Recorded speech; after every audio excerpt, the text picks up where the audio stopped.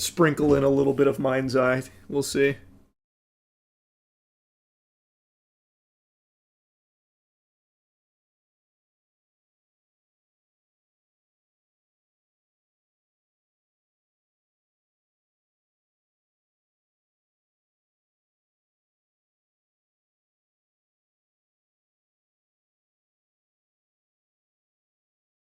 Whatever happened with the Subnautica 2 dev drama? That actually has a really happy ending. I gave an update on that a couple weeks back.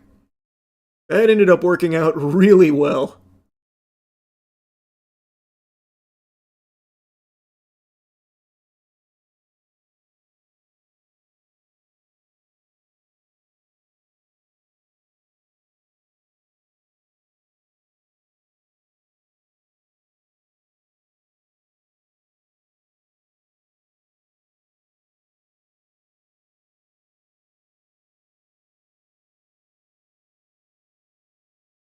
GTA is coming out this year, man, I'm telling you.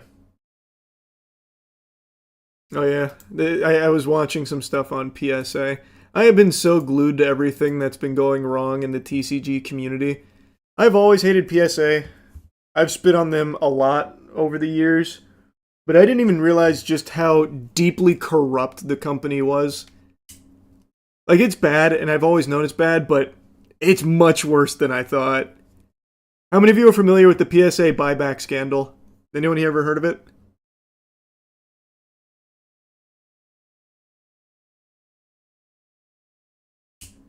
Wow, most people haven't heard of it. This channel here did a good breakdown of it. Here, let me skip around a little bit and show you. Guys have seen something like this, let me know down in the comments below, because this might be a problem that we need to sort of dig into a little bit further. But you have this post over here from Twitter where this person basically says their grades popped, they've done a grade reveal. I think they got, 30 odd cards graded. All of them came back as PSA 9s, if I recall. The account over here is Preston PZPTCG on X. No, you're thinking of a different thing. That was the lenticular. That was a more recent PSA scandal with the potential swap. I'll sum it up. The buyback scandal is it started here, really. A user realized that their 9s that PSA had bought back from them, he checked the cert and saw that they had actually got regraded to a 10. So, to break it down, PSA has a system where they make offers, where they will offer to buy back some of your cards. So they graded his cards at a 9, and then made an offer to buy the cards at a 9 at that value. And then they turned around and apparently regraded those 9s to a 10, and PSA sells these cards. PSA sells their cards. So like with the lenticular that I talked about, they sold a card for $45,000. So they actively engage in this market. So they have a huge incentive, a big conflict of interest to lowball grades, make an offer, get the cards back for cheap, up the grade so they can sell it for more. So they double dip. You pay for the grading. And then they also have an upcharge. So if your card grades high and it's a very valuable card, they will charge you more. Even though it doesn't take more work for them, they want a bigger piece of the pie. So if you have a card, like a really valuable card, like let's say it grades and it's a card that's worth, fucking $250,000 is what it is. So you have like a base set to PSA 10 Charizard, first edition. They will upcharge you $10,000 for that grade, even though it didn't take them anything else to do. It didn't cost them more money to grade it. So if your card is more valuable, they charge you more for that. So you're paying for that. You're paying to ship the card to them. And then they might undergrade your card, offer to buy it back from you, and then they will up the grade themselves and sell it for more. That was the buyback scandal in a nutshell. It's fucking diabolical. Like, genuinely, shocking. I had heard bits and pieces of it. I had never seen the whole thing until I was, reading about it and then watching some from Dan the Cardman on it. But it's insanity. Genuine insanity. That anyone would still use PSA.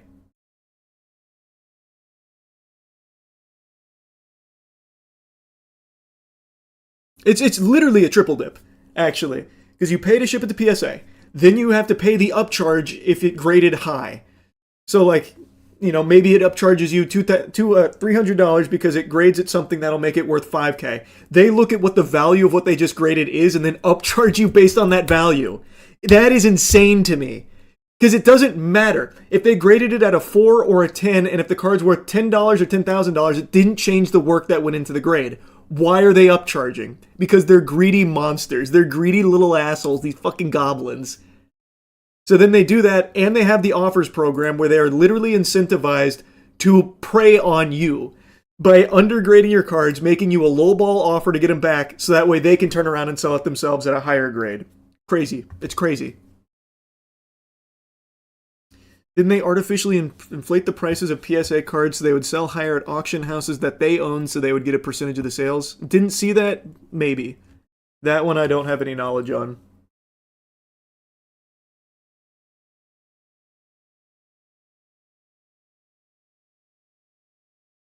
Don't forget the part where they'll damage your cards and try to make you sign an NDA to not talk about it. That is, again, part of the lenticular one that I covered like a month ago, where they damaged this card, fucking torched it, and then wanted them to sign an NDA and lowballed them on what the value of the card was. It's a disgustingly scummy company. I have disliked PSA for very, very long, and I am constantly vindicated with every new thing I learn about them. Granted, these aren't super new. Like, this was being talked about 6 months ago. Buyback scandal was 4 months ago. Lenticular was like a month ago. Like, none of this is super new, but people keep using them. People continue to use PSA in spite of all of this blatant corruption. Like, I was looking at PSA's response, and their response to it is not very good. Like, nothing they say really justifies it. They blame it on, like, mistakes in something like that, or a misunderstanding. I think that's trash. A company like PSA, with the market share they have, can't be doing shit like this. And off-rip, the offers program is an immediate conflict of interest. That should never exist. That shouldn't exist. PSA should not be reselling their graded cards. I hate this company, man. I really do. Like, all of this evidence out here leads me to just one conclusion, that they are just truly fucking rotten to the core.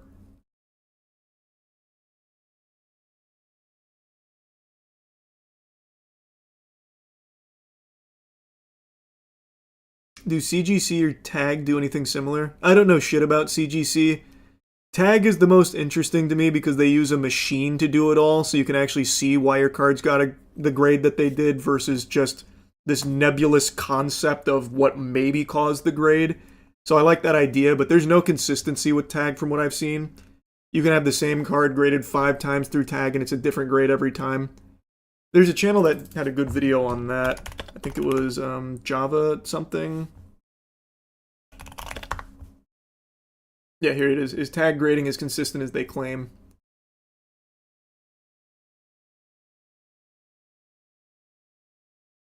But I don't know anything about CGC. Like I said, I like the concept of Tag, but they're clearly just not at a point where it's consistent enough to be usable.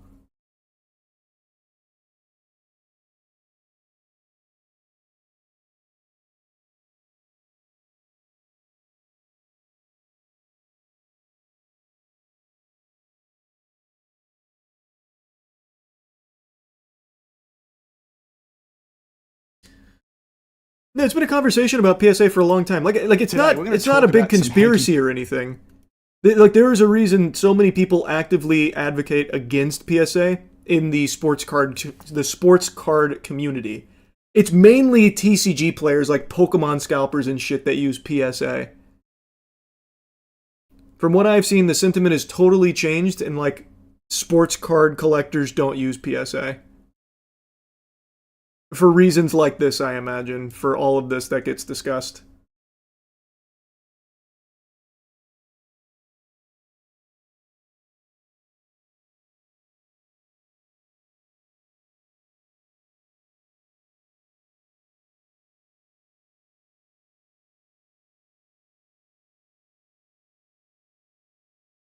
I know that they say the insurance. You can see it on here. One of the ways that PSA tries to squeak out some kind of justification for their absurd upcharges is the insurance, our big insurance. That's why we have to do that. You get the insurance buff. I know. I don't think it's justification at all, though. It's truly outrageous.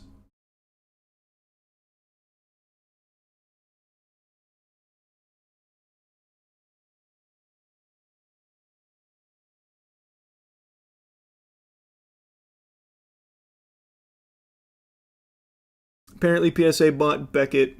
No wonder the recent manga grading has no consistency or criteria. Yeah, PSA bought Beckett a while ago. But Beckett doesn't have nearly the amount of shit that PSA does.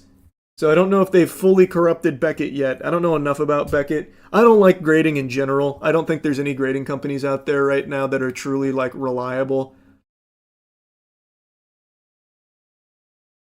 PSA has really tainted my view of the entire thing.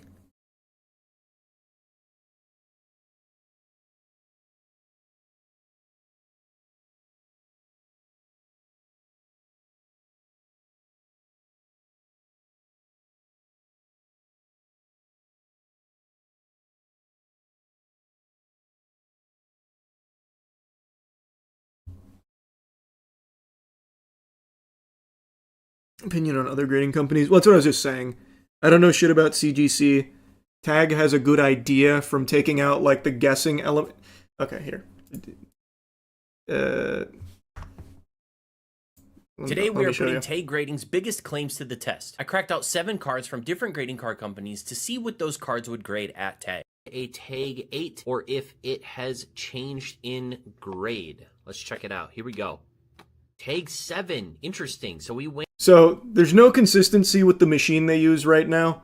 So he runs these cards through multiple times and gets different results. Down a which is that's unacceptable, especially if you're using a machine that's supposed to be so consistent. But what I like about the idea is that they show you everything. Why your card got the grade that it got. And it even gives you like the scans of the card and points out like all of the measurements and like what knocked it points. But it clearly gets it wrong and it's not consistent. The idea is good. The technology isn't there, or rather, I guess the company doesn't have the technology required to actually be consistent. But of all the grading companies, this one has the best idea. PSA, I think, is just beyond corrupt, top to bottom. There are so many scandals and so much garbage that you can pull from PSA. I would never trust them. Beckett, I know very little about. CGC, I know nothing about.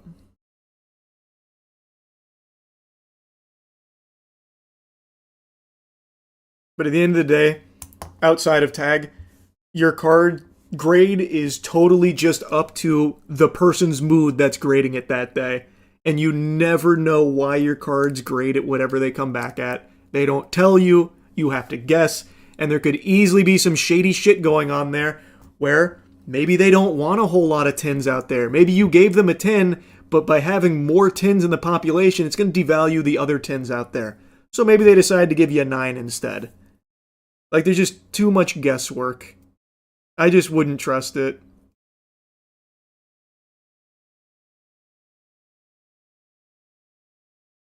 PSA basically has a monopoly, right? Not a monopoly, but they are by far the biggest. Again, this channel also has something covering their market share dominance. Today, we are once again month on month. Oops, hold on. There. So still, most people are choosing PSA, but that's for TCG. Sports card graders are not doing PSA from what I've seen. They're mainly doing Beckett.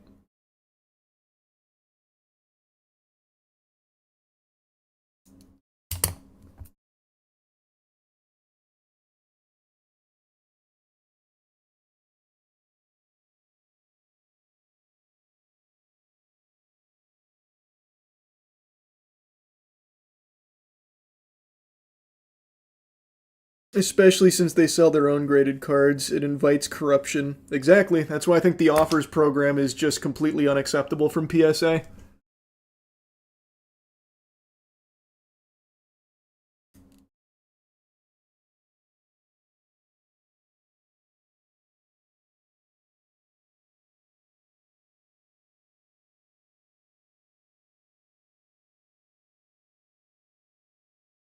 Yep, playing Saros. Absolutely. I used to work at GameStop, so we'd send cards to PSA to get graded. I believe the biggest upcharge I ever saw was like 1K. Oof. Yikes.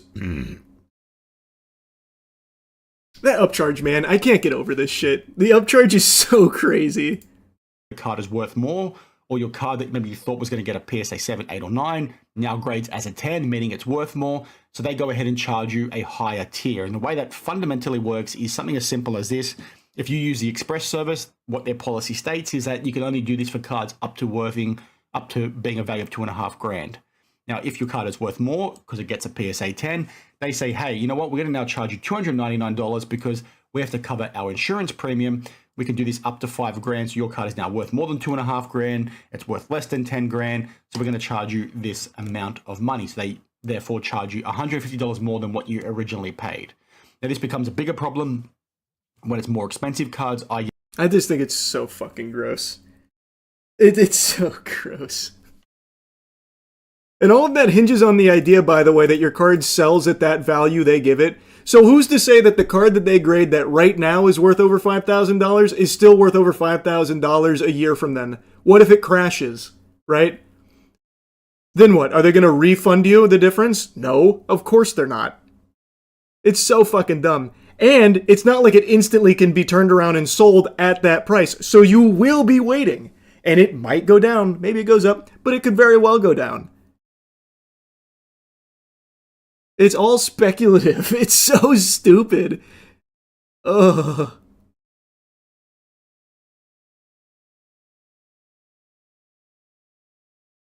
You see scalpers coming for Magic now? I saw. The Costco buyout, yeah.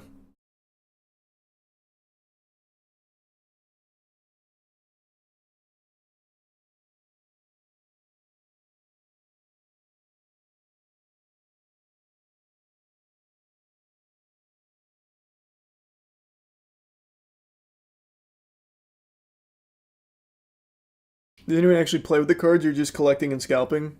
For Pokemon cards, that's basically just scalping, not even collecting.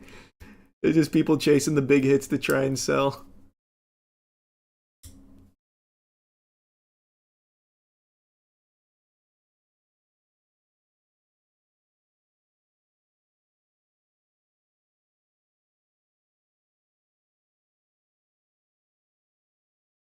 Yeah, no, I saw the Kagurabaki. I know.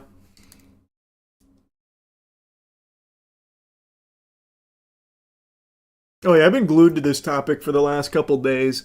The scalping has gotten so bad in every TCG. I'm seeing fights every day and all kinds of degeneracy. So then I was looking into the grading and shit, especially after the lenticular stuff. And then, of course, I come across all of the upcharge and buyback stuff. It's so fucking terrible. It's gross, man. It's so gross.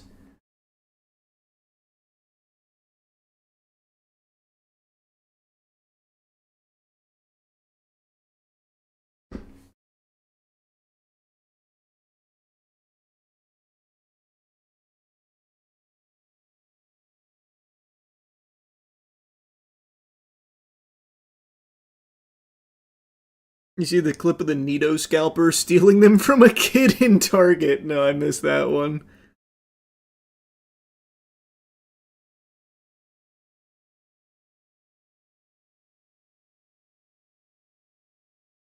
You know it's crazy when Yu-Gi-Oh! Isn't staying on the shelves. Okay, let's not get carried away. They're not coming for Yu-Gi-Oh!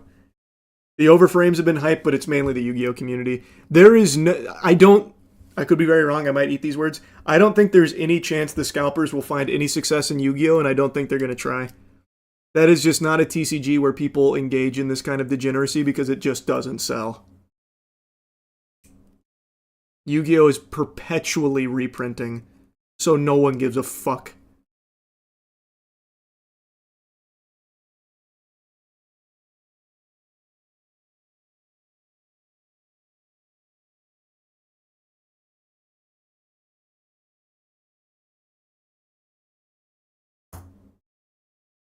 Yeah, I started playing Master Duel again.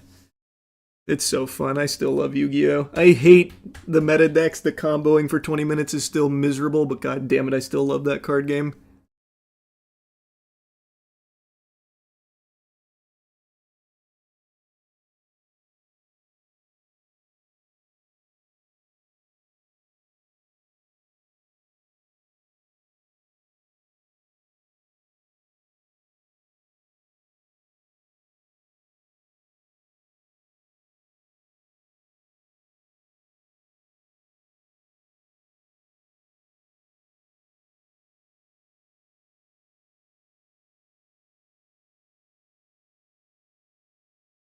Scalpers and street vendors have been a thing forever in Yu-Gi-Oh! They just don't have vending machines outside Targets to be abused, but it's very much a thing. You go to any event, you'll hear 100 different wannabe vendors say, I'll pay 65% TCG player price.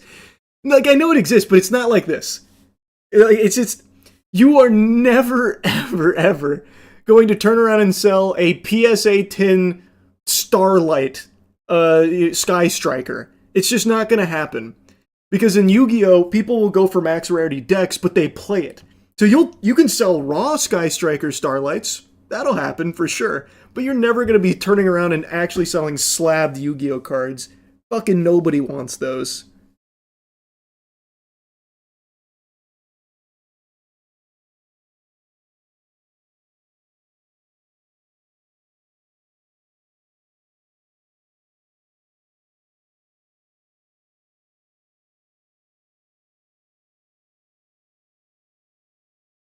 Unless they're very rare cards like 101s. Well, yeah, unless they're like extraordinarily rare, like obviously your first ed, LOB, Dark Magician, Blue Eyes, stuff like that. But that's not going to be common. Some of the elemental heroes, but even still, that's not common. It's just I'm very confident you won't see this kind of shit spread into Yu-Gi-Oh! I could eat those words, and I'm sure people will try to do it, but it's never going to be successful. We'll see. Yu-Gi-Oh! Reprints too much, the product is too available, and nobody actually cares about, like, just collecting it. They play it. They play the max rarity cards.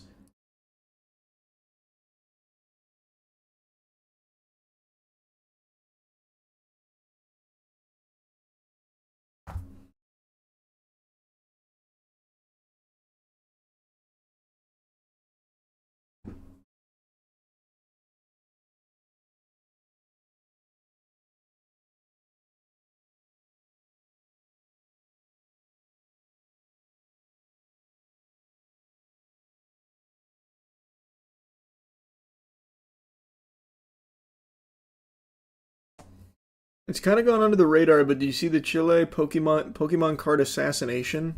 No. What?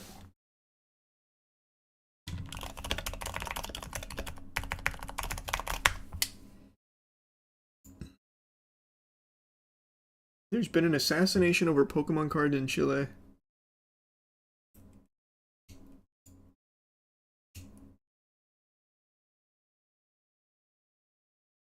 Can you send me what you saw, Archive?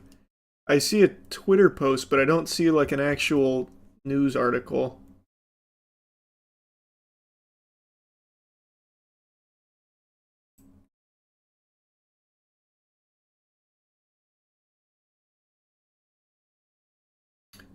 Oh, actually, wait, here's a whole news report.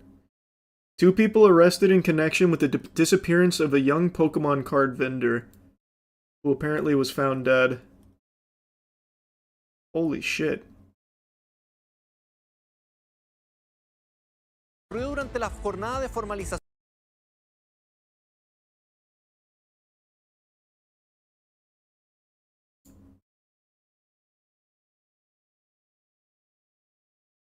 Well, that's horrible.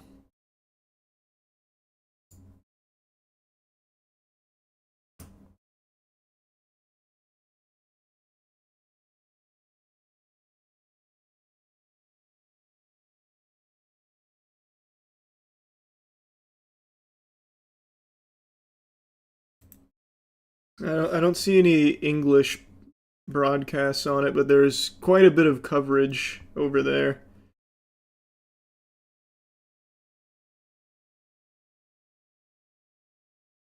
Y nos vamos ahora a otro tema. Formalizan a detenidos por la... Yeah, I mean, there's a ton of coverage about it, actually. Just none of it's in English. Y nos vamos ahora a otro tema. Formalizan a detenidos por la desaparición de una joven vendedora de cartas Pokémon. Todos los detalles con Montserrat Videla desde el Centro de Justicia. Montserrat. Is there... How do I turn on subtitles? Maybe they don't have any. Oh, they have the auto dub. I see. All the details with Montserrat Videla from the Justice Center. Montserrat. Hello, good afternoon. Of course, Because the formalization of the two defendants who are believed to be the perpetrators of the death of Camilla, this young woman who is dedicated to selling Pokemon cards, has just been completed. Let's go back a bit to when this happened. This was in mid-March, when this young woman, only 20 years old, who is then dedicated to selling these Pokemon cards, went missing. What is happening? There are several hypotheses that have been considered here.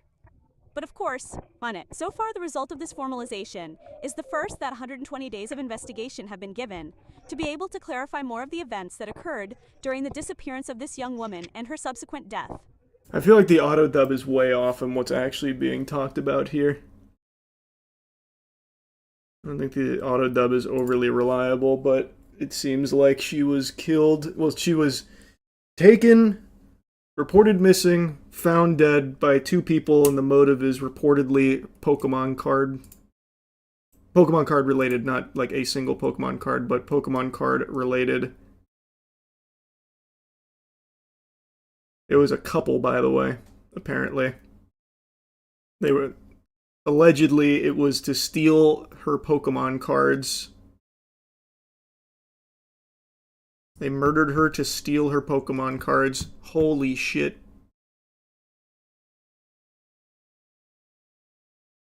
Yikes, man. Unfortunately, in addition, the two defendants, two people, a man and a woman under 30 years old, are also being held in preventative detention. This is very relevant because it was what the public prosecutor's office was requesting, which the ombudsman's office for these two defendants also tried to modify. Now, what happened? This young woman was selling Pokemon cards in a community of young people who exchanged these cards. She was moving around trade with her show. card, where she had an approximate value of cards worth around 3,000 pesos. This would be the method of procedure. What? Why? The reason why the defendant would... So they kidnapped and killed her to steal 3,000 pesos worth of Pokemon cards. What the fuck? What? This is so diabolical. 172 USD, by the way. Unreal. Unreal. Taken this young woman in a certain way, lying to her because he had told her that it was a Pokemon card event. He took her to his apartment, and thanks to all the videos that have been shown here in the formalities, it is realized that the young woman did not leave this apartment, specifically on Manhita Street, where the young woman entered with the defendant and never left again. All of this has been captured on video, both from inside the building and from the street cameras, the footage that was shown. Now, what is the relationship between the two defendants? We must mention that they were a couple. For the same reason, both the relationship is being seen that the defendant would be the perpetrator and the accused would be an accessory. And for the same reason, Sitsin, the crime that is being reformulated here in this instance, is robbery with subsequent homicide, Kair, where several records were also seen that were able to be shown here during the hearing, where they were taken in the same cart that the victim was being transported to her letters. Wow. Yikes. Yikes.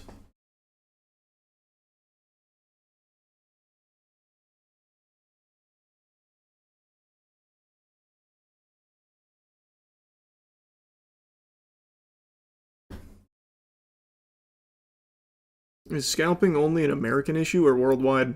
Brother, we are literally hearing a story out of Chile of a couple murdering a woman over 3,000 pesos worth of Pokemon cards. No, it's not exclusive to America.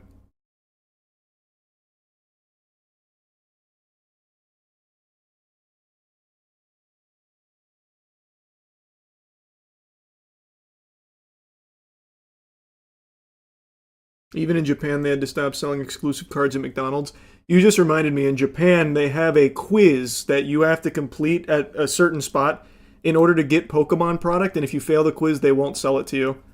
It's their effort to prevent scalpers. I was reading about it earlier. I don't know if it's true or not, or just like a joke, but I thought that was a fucking great idea.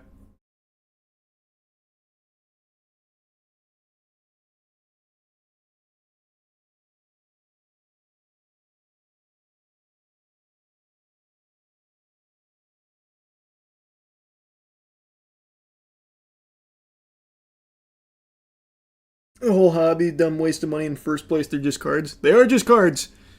But they carry a huge financial value to a lot of people, and now it's just in full hysterics, and people have lost their fucking mind over it.